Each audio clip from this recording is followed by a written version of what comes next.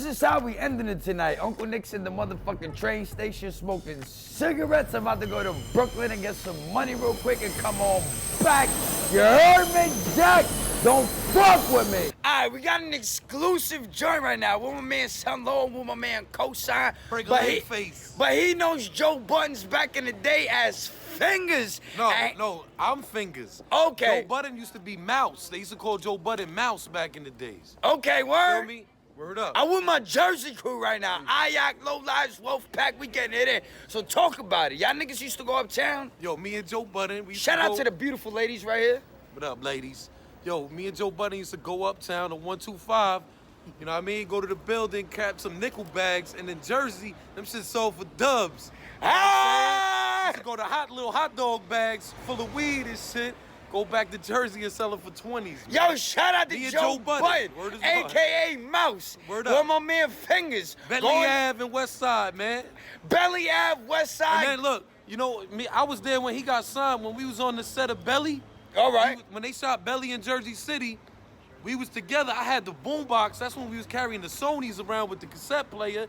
We had his demo rocking, and I mean, and we actually linked with DMX that day. He spit a freestyle with DMX on the corner of So was he going by Joe Budden or Mouse at that time? Mouse at the time. So Mouse spit a freestyle. The industry made him change his name. Mouse spit a freestyle for DMX. Mouse spit a freestyle for DMX, and DMX's manager was Dane Grease at the time, and he was the one coordinating the whole shit. So then, bam, he spit the freestyle, and X dropped the freestyle, and then we ended up getting DMX's two-way pager number at the time. That's what it was back then. Major motherfucking move, And I was his acting manager. I was 16 years old. I was acting like I was his manager.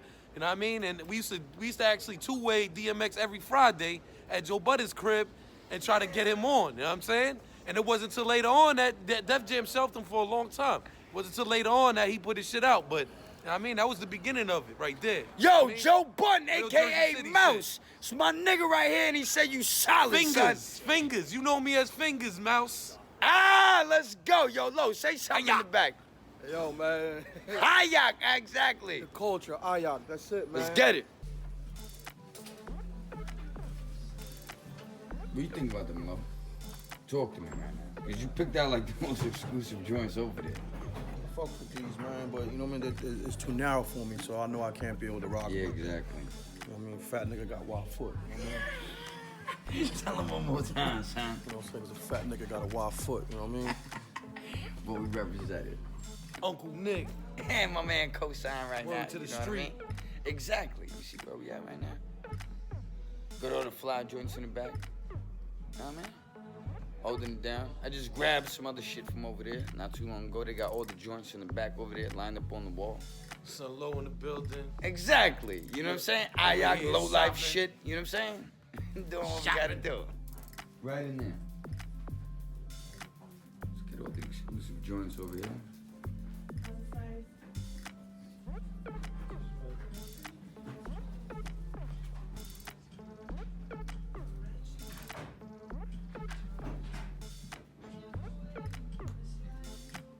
Now, I wanted to capture something right now because we were just walking and talking and shit like that. We were talking about the Almighty J situation, him getting cut. You know what I mean? It was unfortunate and all that, but this is what goes down in New York City. And my man started breaking down the essence of the $150. So let him know what it is, son. Hey, yo, real talk, man. Like, that's some unfortunate shit. And, you know, it's bad that, you know, how we used to have to hand those out to people.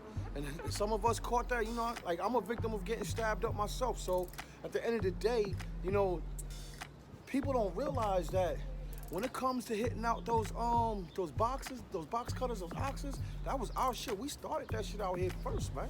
That's on everything, bro. That's CM. That's cut mob, bro. Like, you know what I'm saying? Carving mob, nigga. You know what I mean? We wasn't spitting razors out like some niggas was doing out there like that. We just carried that fucking box cutter nice and precisely and just whack, whack. You know what I'm saying?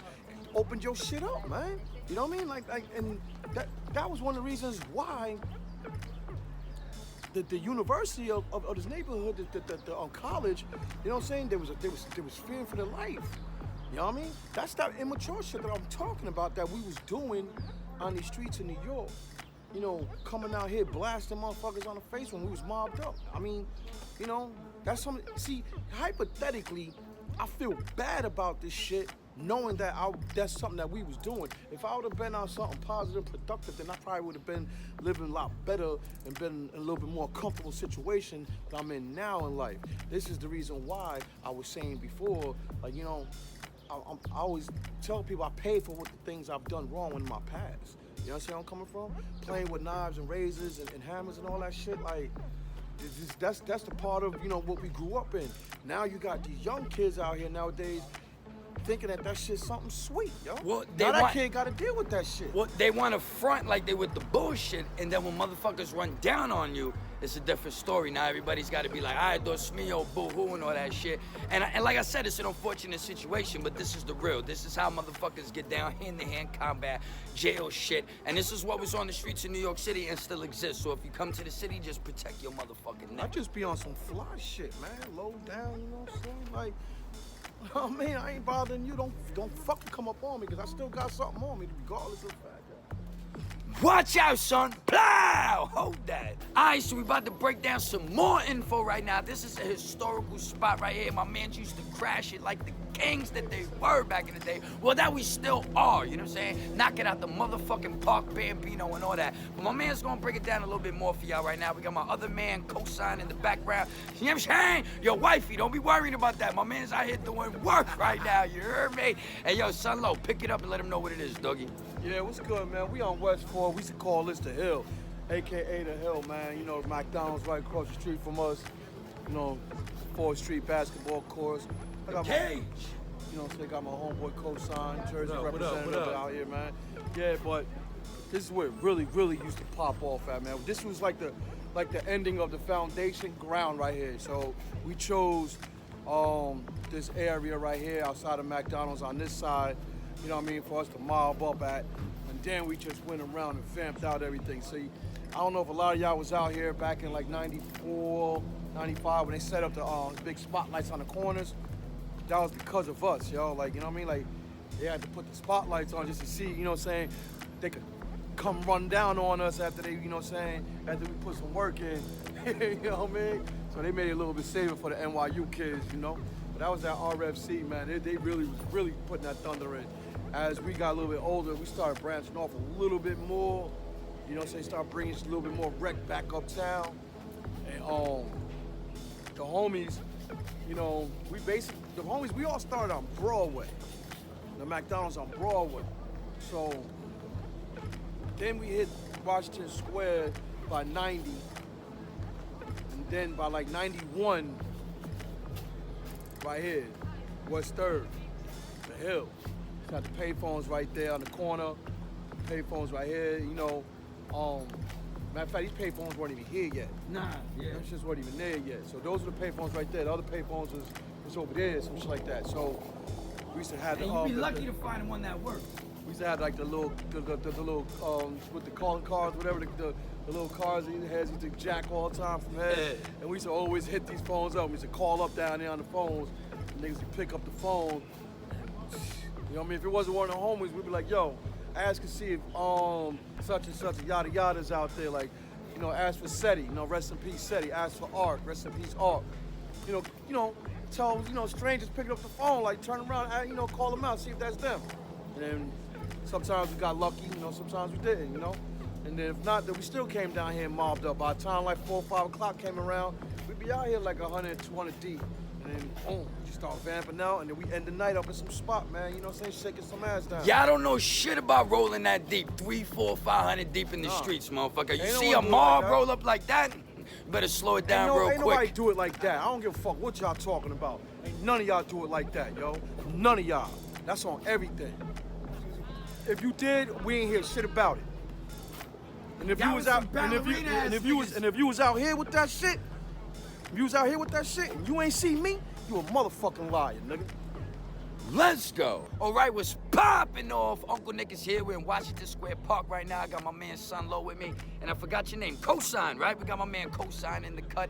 And we're going to take it back right now. We're going to break down a little nostalgia from the Ayak era, from the low-life era. Motherfuckers stomping through New York City and just busting it up, doing what they got to do, handling their business, getting down for the thug thizzle, you understand? So my man's going to hit y'all with the history lesson right now. So go get your pens, go get your books, make sure you got your little blunt, you did your little yoga and all that, drink your fucking green tea, and get your minds right, and let's get ready for this beautiful experience right now, and this piece my man is gonna put together. Yo, Son Low, let him know what the fuck it is. I'm about to get off camera right now. Let my man slide into the space and do his thing. Let's go. Yo, what's going on, everybody? It's your boy Son Low. You already know what this shit is. CM Mob, IOC family, you know what I'm saying? 2 L's up. So all my official original low lives out of BK. I'm from Jersey, man. Just get that shit straight, you know what I mean? First and foremost, man. You know what I'm saying? I did grow up out here in these streets of Manhattan with my CM Mob, RFC. This is one of the neighborhoods that we came mobbing up out of the years of 88, 89, 90. We really like formulated. So Ayak New York formed crew. like the same years as Low Life formed on a certain sense. You saying 88, Nah. 89? No? See, it was CM for me first. See, Okay. Ayak wasn't even thought of yet. All right. So it was CM, and CM, you know what I'm saying, basically started in Manhattan, uptown. They had kids from like, you know, different boroughs, but that's really like an uptown thing, you know what I mean? And then the homie Harlem, stand the fuck up. Yeah.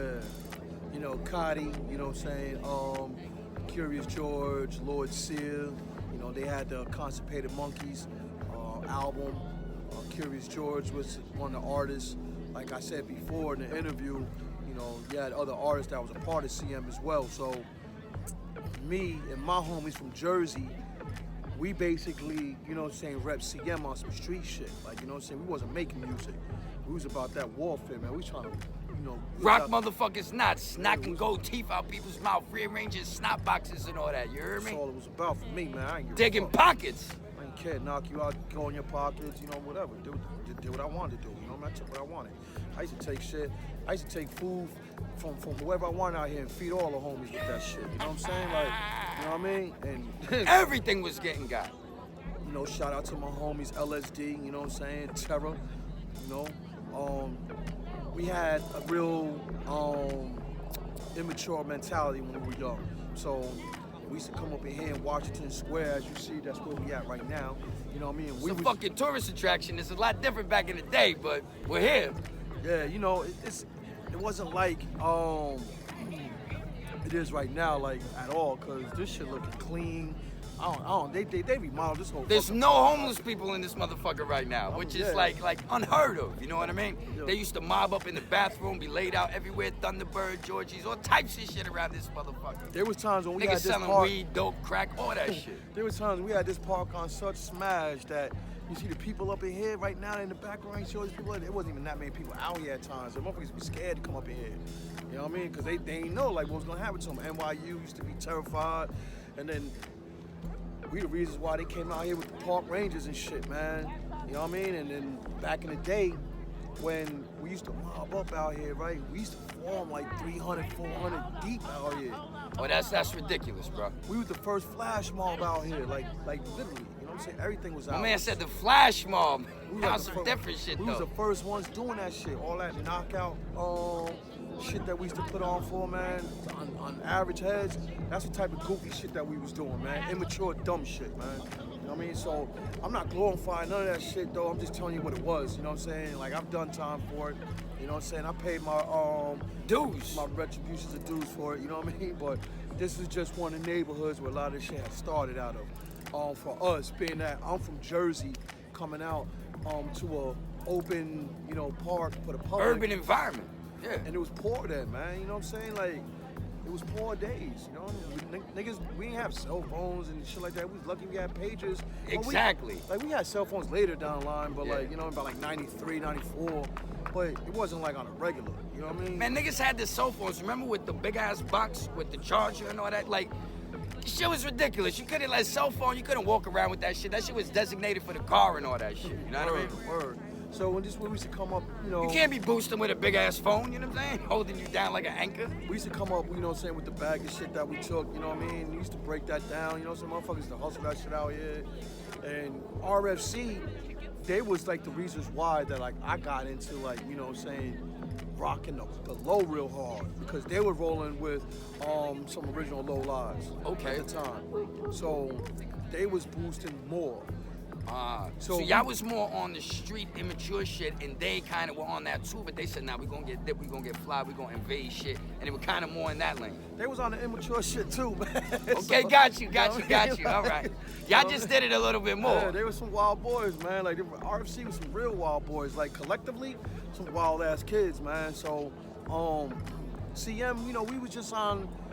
We developed a little bit more on like, you know, getting into, how can I say, like events and shit.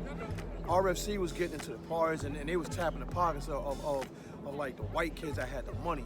You know what I mean? Oh, So got you. they was finessing them, you know what I mean? And then once they finessed them, like, they just kept doing what they were doing. We was doing what we were doing. We were collectively together. So at the end of the day, it was just still one movement with us, man. And that's how IYOC came about, yo. So, at what point did you say, yo, I want to turn these two crews into IYOC, and how did you make it happen, though? Because I know some people in the beginning, they might have been like, yo, why we going to do this? Because we already comfortable in our own zone. We already rolling, holding it down. Why we got to Voltron into something else? IYOC started like IYOC's like a mistake, yo. It was just some fun shit that we was just joking about, as opposed to like mobbing on some niggas up in the Lower East Side, you know what I mean? So it was just a call that they were using to attract the attention. It was just a homie, you know what I'm saying? SO, he basically had the hardcore accent because he was a kid from Puerto Rico, straight from the island. And his accent was very like, you know, heavy. Word. So he would say shit funny, like, you know, we made fun of him, and then before you know it, it turned into like a call for us. Well, you know what's funny, not to cut you off, my man, God bless him, you know what I'm saying? My man, Eric Lopez. We used to fuck with him back in the day because his moms used to call him like, Eric! But it used to sound like Eddie. So she always had like a different way of putting spin on words and shit like that, you know what I mean? Shit to but out it when you're became young. cool, though. Yeah, He didn't like it, but it became cool, though. My man, Eddie, was poppin', son.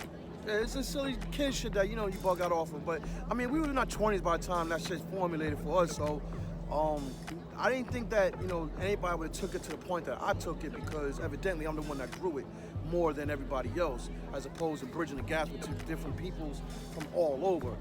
The New Yorkers was more like secluded with, like, they just wanted to keep it within themselves. Yeah, that makes sense. I'm the one that basically took it. They used to get mad at it at first, but then they realized, like, you know what I'm saying? This is only beneficial for us. The division, you know what I'm saying, was more universal, because I'm from Jersey, right? And out in Jersey, I'm from a couple of towns out there. You know what I mean? So all these towns claim me as their own. So a lot of them became IYOC after the fact that we had already, you know what I'm saying, was already established. CM. Yeah. So, I mean, the New York heads were coming into Jersey, hanging out, spending weekends with us, maybe even months at a time. And we just, like, you know, showed them how we're doing it in our environment, because I already knew how it was going down out here in their environment. So we just basically stuck together and just, you know what I'm saying, like, made this shit happen, yo. Straight up and down. And that's what we do, man. We live for that A, man. Always for the alpha, huh? You know what I mean? The alpha male, yo. That's what we are, a bunch of alphas out here. Well, that's what, when I represent with the wolf pack and I do all my other things, I gravitate towards things that are masculine, things that remind me of New York, things that are gangster. Exactly. It's strength, man. Not you know, this feminine, not no this punk weak ass, shit, soft, yo. delicate bullshit. I'm not down with it. And I don't mean to put other people down, because everybody got their own way of moving in life and shit like that. But all that soft bullshit, I'm not with it, man. Soft shit, man. That's what it is. You know what I'm saying? Like, we ain't come up. I didn't have the luxury to be a soft nigga. You know what I'm saying? Like, that's really what it is. Facts. Motherfuckers got luxuries out here and they don't even know it. That you could walk around and you never had to throw your hands. You didn't have to protect your shit. So I was telling people, I remember this era real specific, dogs. You could not come outside when nothing fly on unless you was going to church. You was getting in a cab immediately. You had a crew with you. And if you wasn't thorough or the drug dealers in the neighborhood didn't know your family or something like that, you was getting yapped. My man went to the Bronx one time. Nigga came back in his long johns. They took his chain, his watch, his turtleneck pants, sneakers, everything. The shit was ridiculous. And that's when I knew shit was real, you know what I'm saying? Oh, that's too bad for him, yo. You know what I mean? Nah, he became a beast after that. One thing about me, Believe man, it or not, I never that had shit to let turned my that niggas nigga help out. me out ever. When I got down, man, y'all gonna watch me do what I have to do, yo. Yeah. I always told niggas, don't you dare step in the middle of this shit. Now I told my niggas that shit, you know what I mean? That's how I was, yo. That's how I still am, but still. You know what I mean? Ain't no time for that sucker soft shit. Nah, like, you know what I'm saying? Anyway, man, I'm a changed person now, man. That shit don't move me no more neither. You know what I mean? Like, I'm trying to make this this culture stay relevant, yo. Most definitely. We missing that masculine element, but at the same time, we're missing a significant part of showing the youth what we're supposed to be doing by letting them know through our mistakes. You know what I'm saying? No one's doing that shit. You know Each one teach one. Word, like everybody's got these motherfuckers out here running dumb, deaf, and blind, butt ass. Well, it's beneficial for them to keep people divided. It's easy to conquer motherfuckers. And at the end of the day, if you got the youth disrespecting the old, like this stupid motherfucker Kodak Black, or I can't stand people from the 70s and 80s. I'm sitting here like, yo, you don't respect your parents, you don't respect your grandparents, how did they come up thinking did they raise him that he's acting this way? Well, you know what? At the end of the day, it's kids having kids. You understand where I'm coming from? And I blame my generation for that. Your man Ren Thomas, he got a track that we was listening to called Little Raps or Little Rapper or some shit like that. And he was breaking it down. He was like, yo, my mother had me when she was 15. I used to get bullied. You know what I mean? She let me drop out of school, yada, yada. Or they play his trap music and they drink beer, smoke weed. And now I'm out here in the world trying to prove who I am. But I wasn't raised properly. There was really no male structure to the house. The nuclear family's fucking destroyed and they're out here, you know, ass backwards trying to manifest some masculinity, but they're going about it the wrong way and they're destroying each other, killing each other, and they're feeding into this bullshit system. Word, shout out to Ren Thomas, I out that for sure. Yeah, unfortunately, you know what I'm saying, sometimes people come in, you know, they're born in a situation and they have to go through what they go through, but at the end of the day, he's not a bad dude, so he ain't out here, you know what I'm saying, dumbing down his sound or his style for anybody. You know what I mean? Now the shit was raw. He keeping the nostalgia of real rap. So for him to have, you know, been born at, you know, with his mom's was at a young age. Well, I don't know if he was talking about himself directly, but he was like talking about, I think like Tekashi and all the new rappers coming up in the game, that they're like born like to like mothers 15, 16, this and that, and then the whole process pops off. Yeah, and you don't gotta really represent, you just gotta make a stupid song now. Your shit is it's all about how dumb can you be, how weird you can be, or like it's not even about how different you can be. It's all about how weird you can be or how dumb you sound and how ignorant you can really sound to like get the attention. Well, to be palatable and marketable. Yeah, that's really what exactly. it boils down to.